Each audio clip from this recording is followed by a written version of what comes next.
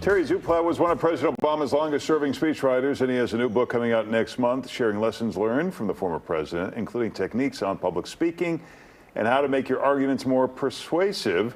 It's called Say It Well, Find Your Voice, Speak Your Mind, Inspire Any Audience. And Terry joins us now. Thanks for being Good with morning. us. Thanks for having me on. Appreciate it. We think about there's people that are just engaging speakers. The former President Obama was one of those engaging speakers, but how much of it is you?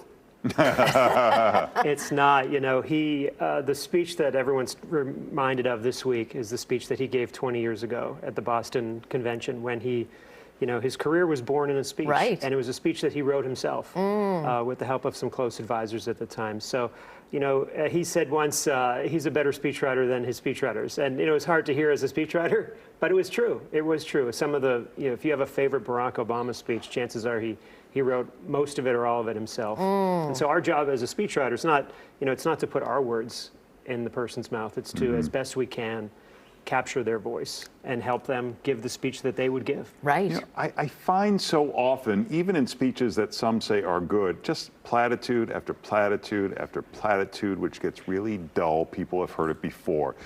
How do you break through that and still sound like you're writing a great speech? Sure. Actually, that was one of the things that Barack Obama was always sort of teaching us as we wrote. If he felt we were engaging in those sort of cliches that maybe, especially, if you're one of several speakers and everyone else has said it, the audience doesn't want to hear it a 20th time. They want to hear something fresh. So I think one of the things we can all look for in the speakers we hear this week, but also in our own lives, is are we getting cliches and platitudes, or are we getting something authentic and unique that we haven't heard before? That's what makes a compelling leader. That's what makes a compelling speaker. And not everyone's giving, obviously, speeches on a grand scale like this, but for the average person who might have to do public speaking, you might even have to give a eulogy, anything. Right. Something comes up. I've always heard that be brief. Is there something to be said for that? When in doubt, just keep it short?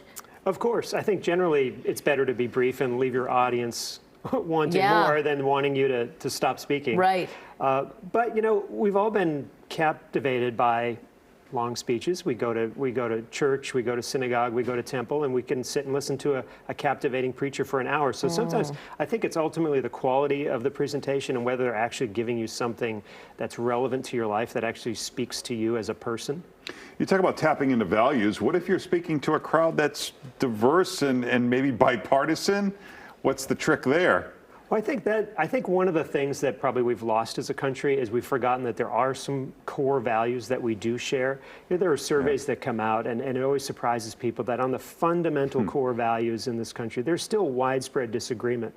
And so you can actually, one of the things we're seeing this week is Democrats really speaking to the core value of freedom in a way that maybe we haven't always heard from Democrats in the past. And that's a very deliberate effort to try to broaden the appeal and show that these policies that they believe in are actually, can actually, reach people across the spectrum.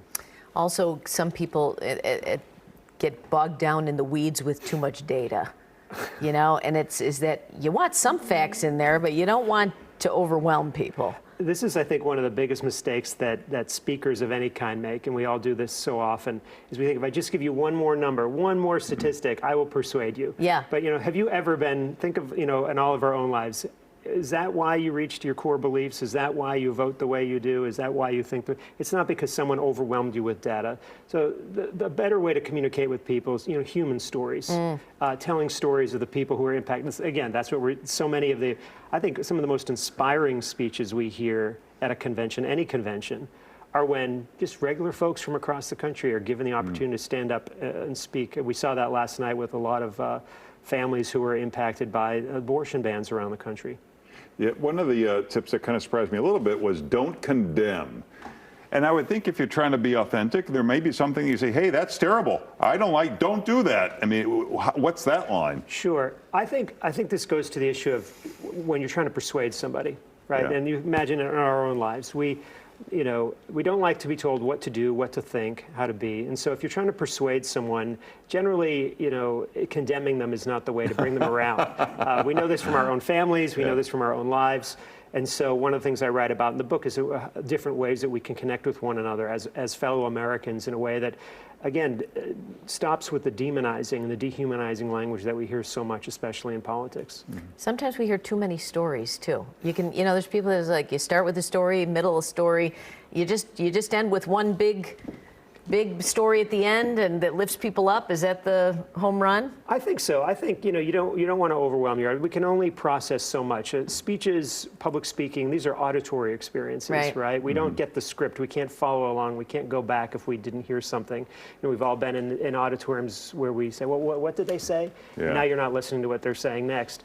But one powerful story, people can relate to that. People can process that. That's an effective way of really touching somebody's heart. Yeah, and you had a great psychological insight for people who are nervous about public speaking. You say, if you weren't qualified to give the speech, they wouldn't be asking you to give the speech. Right. So that should make us feel better. Right. People forget, right? If you've been invited to give a eulogy, give a toast, it's somebody somewhere in your company, your family thinks you have something interesting to say. It's that awful voice of doubt in our head, the one that we're telling ourselves, oh, I don't have anything to say, I shouldn't be here. We need to stop listening to that voice and listen to the voices of the people who are asking us to speak. So President Obama and Michelle Obama set to speak tonight at the DNC. Did you write either of those? No, I did not. I don't write for them anymore. Okay. I did at the White House. Yeah. So what do you expect to hear from the former president tonight?